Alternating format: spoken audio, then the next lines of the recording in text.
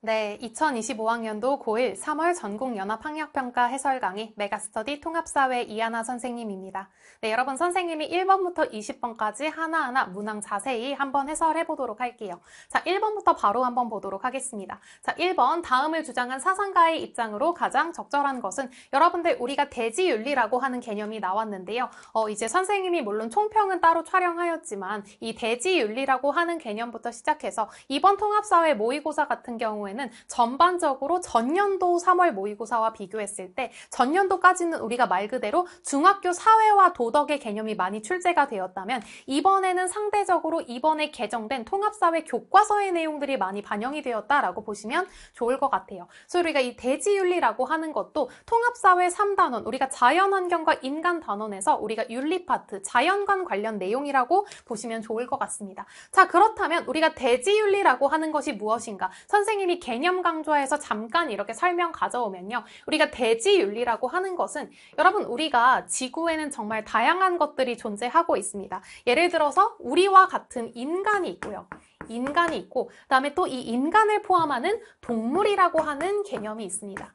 그리고 이 동물과 그 다음에 동물이 아닌 식물까지 포괄하는 생명이라고 하는 개념이 있고요.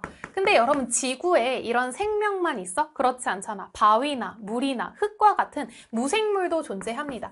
이 개념까지 포괄하는 것을 생태라고 보시면 돼요. 그래서 말 그대로 동물은 인간을 포괄하고 생명은 이렇게 동물을 포괄하고 그 다음에 생태라고 하는 것은 이렇게 생명을 포괄하는 여러분들이 이런 개념이라고 봐주시면 좋을 것 같아요. 근데 우리가 이제 말 그대로 동물은 아닌데 이 영역에 들어가는 거는 뭘까? 생명인데 동물은 아닌 거. 여기는 이제 뭐 식물이 들어갈 수 있겠고 그 다음에 생태에는 해당되는데 생명이 아닌 거. 이거는 우리가 바위나 물이나 흙과 같은 무생물이 들어간다라고 볼 수가 있겠죠. 그래서 우리 같이 보시면 여기 있는 우리가 자연관이라고 하는 것은 두 가지가 있었어요. 첫 번째는 우리가 자연이라고 하는 것은 인간을 위한 도구야. 인간 중심적으로 생각하는 인간 중심주의 자연관이 있다면 인간 중심주의 자연관이 있다면 근데 우리가 이 대지윤리라고 하는 것은 어떤 것이냐면 바로 생태 중심주의 자연관이다 라고 여러분들이 보시면 돼요. 생태 중심주의 자연관. 자, 여러분들 우리 여기 이렇게 같이 보시면 인간 중심주의 자연관이라고 하는 것은 말 그대로 우리가 도덕적인 고려의 범위의 대상을 잡을 때 인간만 고려하면 돼. 도덕 공동체의 범위를 인간까지만으로 딱 한정해서 보는 게 바로 인간 중심주의 자연관이라면 우리가 생태 중심주의 자연관은 아니야. 우리는 도덕적으로 고려할 범위를 정할 때 인간만 보는 게 아니라 동물도 그 다음에 동물을 포함한 생명도 그 다음에 무생물까지 포함하는 이 생태 이 전체를 바로 도덕적으로 고려해야 된다라고 보는 입장이 바로 생태 중심주의 자연관이라고 보시면 돼요. 그래서 우리가 대지윤리라고 하는 것은 바로 이 생태 중심주의 자연관의 이제 일부다라고 여러분들이 보시면 되겠는데 같이 한번 넘어와서 볼게요. 자, 생태 중심주의 자연관을 주장하는 학자 레오폴드가 주장한 내용이죠. 같이 보시면 여기 선생님이 아까 말한 것처럼 도덕적으로 이제 고려의 범위의 대상을 어디까지 잡을 것인가라고 할 때 인간만 생각하는 게 아니라 동물과 그 다음에 동물까지 포함한 식물,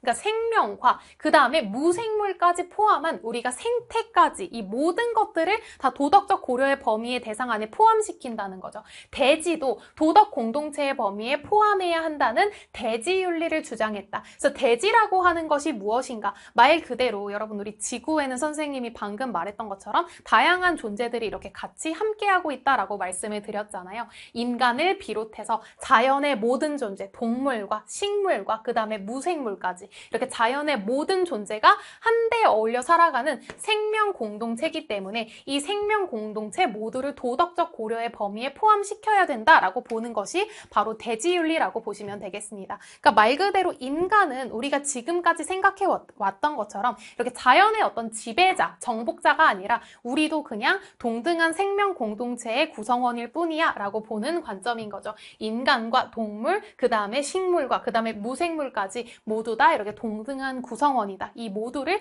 도덕 공동체의 범위에 포함시켜야 된다라고 보는 것이 바로 대지윤리라고 보시면 되겠습니다.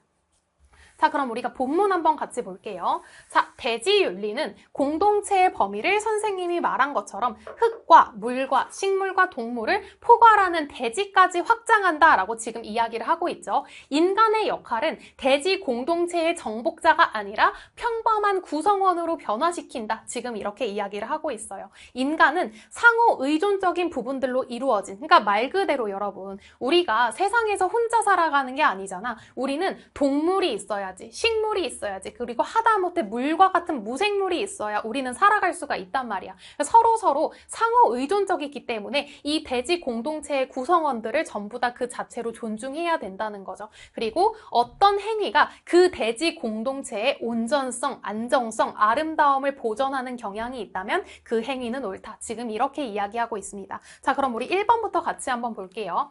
이성을 지니지 않은 개체는 도덕적 고려의 대상이 아니다. 여러분, 우리가 이성을 가지고 있는 주체는 누구밖에 없어? 그쵸? 이성을 지니고 있는 주체는 우리가 인간밖에 없단 말이야. 그러면 인간만 도덕적으로 고려해야 돼 라고 말하고 있는 건데, 이게 당연히 우리가 대지윤리 입장에서는 아닌 선지라는 것을 확인을 할 수가 있죠. 이성을 지니지 않은 하다못해 동물과 식물과 무생물까지 전부 다 고려해야 된다라고 말을 하고 있으니까요. 2번, 대지 공동체의 모든 구성원은 서로 무관한 독립적 존재다. 지금 그렇게 얘기하고 있지 않죠. 인간을 포함해서 모두 상호 의존적인 부분들로 이루어진 대지 공동체, 서로 상호 의존적이다라고 지금 선지에서 이렇게 이야기를 하고 있고, 그 다음에 3번, 무생물은 인간의 욕구 충족을 위한 수단적 가치만을 지닌다? 여러분, 이거는 우리가 당연히 아니라고 볼 수 있겠죠? 우리가 여기로 이렇게 넘어왔을 때, 여러분, 우리 이 부분 1학기 중간고사에 해당하는 부분이잖아요. 우리가 인간중심주의 자연관 같은 경우에는 무슨 관점과 자연의 무슨 가치를 강조했지? 그쵸, 맞습니다. 인간중심주의 자연관은 이제 이분법적 관점과 그 다음에 맞습니다. 여러분들 공부하셨죠? 이분법적 관점과 그 다음에 이제 도구적 가치. 자연이라고 하는 것은 인간을 위한 도구적 가치만을 가져. 본래적이고 내재적인 가치는 가지지 않아. 이렇게 이야기를 했어. 근데 우리가 생태 중심주의 자연관, 대지윤리와 같은 생태 중심주의 자연관 같은 경우에는 아니야. 이렇게 자연과 인간이 분리되어 있는 이분법적 관점을 가지고 있는 게 아니야. 인간과 자연, 이 인간, 동물, 생명, 생태 이 안에 있는 구성원들은 모두 하나다. 인간과 자연은 분리된 게 아니다 라고 하는 전인론적 관점과 그 다음에 맞습니다. 자연의 도구적 가치를 강조하는 게 아니야. 자연의 내재적 가치, 본래적 가치를 강조한다라고 보시면 됩니다. 근데 지금 우리가 다시 선지로 돌아와 볼까요? 무생물은 인간의 욕구 충족을 위한 수단적 가치만을 지닌다? 우리가 이거는 생태 중심주의의 입장이 아니라 인간 중심주의 자연관의 입장이라고 볼 수 있겠죠. 자, 그 다음에 4번 볼게요. 인간은 대지 공동체의 다른 구성원보다 본질적으로 우월하다. 이 역시 인간 중심주의 자연관의 입장이라고 볼 수가 있겠습니다.